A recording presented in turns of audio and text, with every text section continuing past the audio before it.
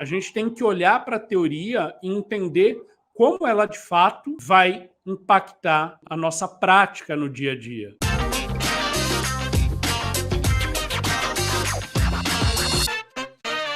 Há uma grande chance, dependendo de quanto tempo você se formou, se você está se formando, do modelo educacional, pedagógico da sua faculdade, da sua universidade, enfim, da prática ser muito diferente da teoria. Né? Veja, a teoria, e não quer dizer que muitas vezes a gente não tem que saber a teoria. Tá? Eu trabalhei, essa é uma frase que eu de vez em quando digo, algumas pessoas podem até ficar meio chateadas, ofendidas, enfim, essa não é a ideia, e a frase não é minha, mas eu concordo bastante com ela. A pior coisa do mundo é um burro com iniciativa. Então, o que é o burro com iniciativa? É quando a gente não tem a menor ideia de como a gente faz alguma coisa, mas a gente quer ajudar, a gente quer fazer. Só que a gente não sabe por onde começar. A teoria ajuda a gente a ter esse caminho. Por onde eu começo? Né? Só que a gente tem que entender, tem que lembrar que a teoria ela é uma resposta, ela é uma proposta, é um modelo que responde a um determinado contexto histórico. Tá? Então, quando a gente olha lá para a administração científica, ela é uma resposta a uma necessidade de um controle, de uma gestão, num modelo de produção num mundo de 1900. Num mundo de 1910, 20, 30. Não no mundo de 2020. Né? Não quer dizer que a teoria está errada, mas ela é uma resposta àquele mundo que existia e que hoje não faz sentido muito, não faz muito mais sentido para grande parte das organizações. Né? Mas não faz sentido também a gente olhar para isso, para essa teoria e dizer, olha, ela está errada. Não, ela está descontextualizada. Você está fazendo um juízo de valor sobre algo que está fora de um contexto histórico. Né? A gente precisa analisar qual era o contexto, entender para, enfim, contextualizar. Falar, oh, isso aqui faz sentido a gente aplicar ou não faz sentido mais a gente aplicar. Né? Quando a gente fala de avaliação de desempenho, né? Algumas ferramentas como a Ninebox, enfim, que acabam fazendo que a gente construa, né, tenha curvas forçadas de avaliação, em que a gente tenha que enquadrar as pessoas em determinadas categorias. E para quem já trabalhou com metodologias, né, como na Ninebox e outras que, né, tem essa coisa do enquadrar as pessoas em determinados quadrantes e categorizá-las, enfim, em função de potencial e desempenho, sabe que hoje não faz muito mais sentido fazer isso, mas foi uma resposta bastante interessante na década de 70, 80 e 90. Mas hoje não faz muito mais sentido avaliar dessa forma, ainda que muitas empresas façam e até vejo algumas pessoas no RH vendendo isso como se fosse uma grande inovação. Não é. Já não era uma inovação na década de 90, que dirá em 2020. Né? A gente tem que olhar para a teoria e entender como ela, de fato, vai impactar a nossa prática no dia a dia. Né? A gente tem que tentar encontrar esse meio termo. Né? Falou, putz, olha, mas no manual ali, né, no livro, na escola, a teoria diz que a gente tem que fazer isso. Mas aqui a gente não faz isso, a gente faz de uma outra forma. E dá certo? Dá certo, está aqui o resultado. Né? Contra fatos não há argumentos. O importante é que você traga resultados concretos. Né? Putz, não deu certo, tenta de novo, tenta de outra forma, aprenda rápido. Né? Outra palavra, né, da moda atualmente no RH, o Learning Agility. A habilidade de você aprender de forma rápida. Porque com o mundo mudando, né, como a gente falou, não dá para ficar presa a conceitos, né, a práticas que deram certo lá atrás, né?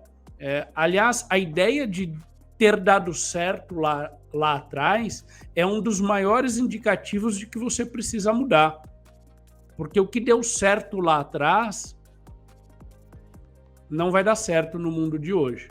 Tá aí N exemplos para a gente provar, né? Não precisa ir muito longe, né? As grandes gravadoras de música, né, entenderam que o modelo que elas tinham lá atrás não faz mais sentido hoje, né? Precisaram se reinventar com o streaming, né? Os grandes estúdios de produção de Hollywood precisaram se reinventar, entenderam que a Netflix não é só uma exibidora dos filmes, é hoje um dos maiores estúdios de produção de conteúdo do mundo. Tem as suas próprias séries, ela não depende mais de um terceiro para gerar conteúdo para ela, como era no início. Tá? As redes de televisão competindo, né, com streaming, com N plataformas de mídia que hoje existem. Então, e aí a gente está olhando ali só nos 4Ps do Kotler, ou o modelo de subsistemas de RH do Chiavenato, né, ou de outros autores clássicos de RH. Não, mudou, não tem mais, né? Tudo dividido em caixinha, separadinho, bonitinho. Para algumas empresas talvez ainda faça um pouco mais de sentido, mas para outras, nenhum, né? Você não vai encontrar em nenhum manual de RH, né, uma área de RH voltada à experiência do colaborador.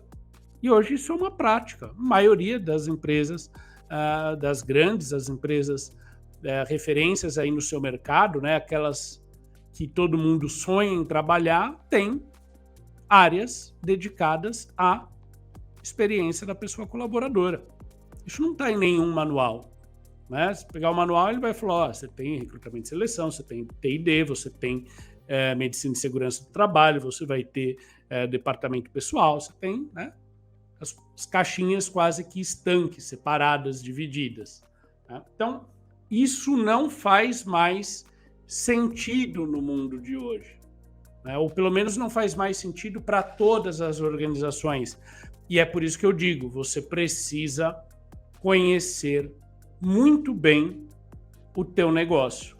Se você não conhecer o teu negócio, a tua organização, o nível de maturidade que ela está com relação a processo, a tecnologia, a pessoas, você corre o risco de tomar decisões ou querer implantar alguns pontos que não fazem mais ou que não faz sentido dentro daquele contexto que você está vivendo, que não é urgente, né, que não é aquilo que vai trazer um maior impacto. Né? Se a gente quer crescer na carreira, a gente tem que entender como a gente cria valor para a organização e para os outros, a partir daquilo que a gente faz. E é óbvio que isso tem que estar alinhado, né, com o teu propósito, com os teus valores, né, com aquilo que você acredita, mas tem que gerar valor para as pessoas. Né? E atenção, né, é óbvio, mas acho que é importante dizer o óbvio. Não é a gente que define o que é valor, é o outro que define o que é valor. Muitas vezes, esse é um erro crasso, né? A gente, como RH, toma uma série de iniciativas, faz uma série de coisas, acreditando que aquilo está gerando valor para as pessoas.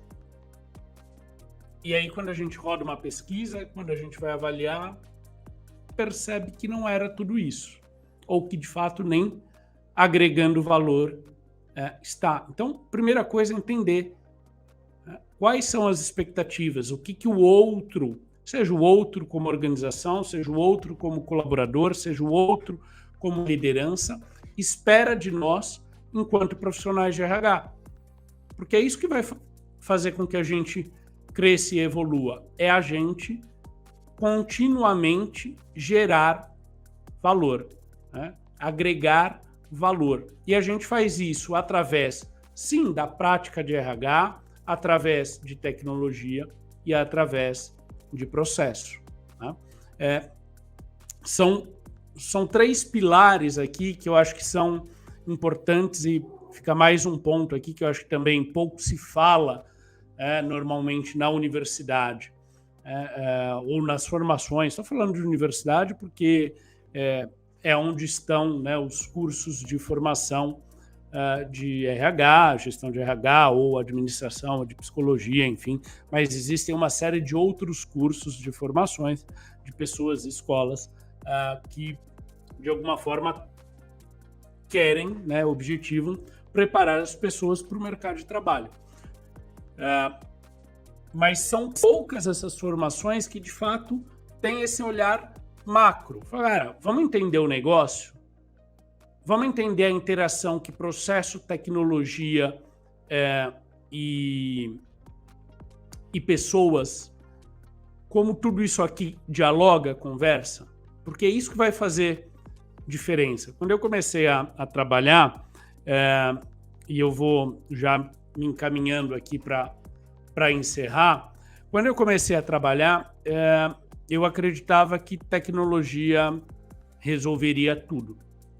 Enfim, eu, desde de muito cedo, ainda criança em casa, eu tive a oportunidade de ter computador. Na verdade, enfim, meu pai tinha um computador, trabalhava, isso antes do início dos anos 90. Né? Então, 86, 87, 88, já tinha computador em casa. E, enfim, eu comecei a utilizar, né, primeiro para jogar, brincar, enfim, depois comecei a ter um contato maior, mas desde muito cedo, ali com tecnologia. Né? Tive a oportunidade de ter BBS, antes de ter, né, a internet ainda como a gente tem hoje. Existiu uma outra forma de se conectar, chamada BBS, tive BBS, enfim. Então, tive um contato com a tecnologia desde muito cedo. E natural imaginar que, então, tudo a gente resolve com tecnologia. O problema da tecnologia é que, se a gente não toma cuidado, ela acelera o que não precisava, ou o que não deveria ser acelerado. Se a gente tem um processo ruim e acelera, significa, com perdão da palavra, que a gente vai começar a fazer merda mais rápido. E eu não conheço um contexto em que isso faça sentido. Né? Então, a gente precisa entender qual é o papel da tecnologia no RH, como ela pode ajudar a gente a, como eu disse no início, a ser mais humano. Por onde a gente começa a trabalhar a tecnologia. Né? E aí eu fui trabalhando, enfim, e eu comecei a achar que, na verdade, não era sobre tecnologia. Porque, enfim, via que ali no dia a dia ela não conseguia resolver tudo. Colocava mais tecnologia, né, e as coisas não melhoravam, ou não melhoravam na maneira como eu imaginava. Falei, bom, então é sobre processos. Né? E aí, ajusta processo, melhora aquilo, reduz tempo, né?